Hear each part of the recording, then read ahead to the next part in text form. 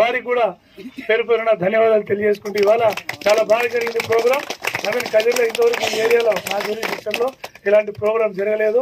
మీరందరికీ కూడా ముఖ్యంగా మన సహోదరుడు రాజా సుధాకరు తర్వాత వీళ్ళందరూ మీరందరూ అందరూ ఒక కుటుంబం మనమంతా. ఎందుకంటే నీకు బండి ఉండేంత వరకు నీకు, నేను రోడ్డు మీద చెకింగ్ చేసేంత వరకు నాకు, ఇద్దరికి సహోదర బంధవ్యం ఉంటుంది. కాబట్టి అందరం కూడా అన్నదమ్ములాగా మాట్లాడుకుంటూ కోపతాపాలకు తావు లేకుండా ప్రశాంతమైన వాతావరణంలో ఇక్కడే నిండు 100 ఏళ్ళు బతుకు జీవిస్తామని.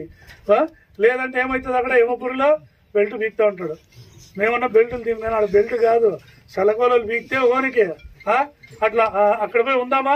వద్దు, ఇక్కడే ప్రశాంతంగా ఉందాం. సో అందరూ బాగుండాలి, అందులో మనం ఉండాలి.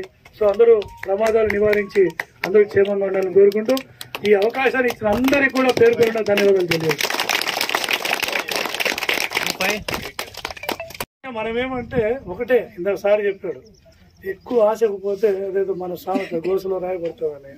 సంపాదించి కూడా పెట్టుకుని ఏదైనా జరిగినప్పుడు ఏమవుతుంది, లక్షలు ఖర్చు పెట్టుకోవాలి. అవునా? కాలు చేయరిగింది, 3 నెలలు ఇంటి దగ్గర ఉండాలా? లేదు, ప్రాణం పోతే ఆ విలువ ఎవరికైనా తెలుస్తుందా? కుటుంబం భారం మోసేవాడు రోడ్డు మీద ప్రమాదాల బారిన పడి అకస్మాత్తుగా అర్ధాంతరంగా ప్రాణాలు కోల్పోతే ఆ కుటుంబం శోకం ఎవరు తీరుస్తారు? బంధువులు 2 రోజులు వస్తారు, వారం రోజులు వస్తారు, ఫ్రెండ్స్ ఉంటారు, వారందరూ కూడా 10 రోజులే చూసేది. తర్వాత ఇవన్నీ కూడా మనం ఇవే జాగ్రత్తలు. ఇప్పుడు మనం అనుకుంటాం, ఇందాక సార్ చెప్పాడు హెల్మెట్ వేసుకోవాలా, సార్ చెప్పాడు ఓవర్లోడ్ వేసుకోవద్దండి, లైసెన్స్ తీసుకోండి. ఇన్సూరెన్స్ అనేది ఎంత ముఖ్యం అంటే, ఇన్సూరెన్స్ లేకపోతే చట్టాలు చాలా కఠినంగా ఉన్నాయి.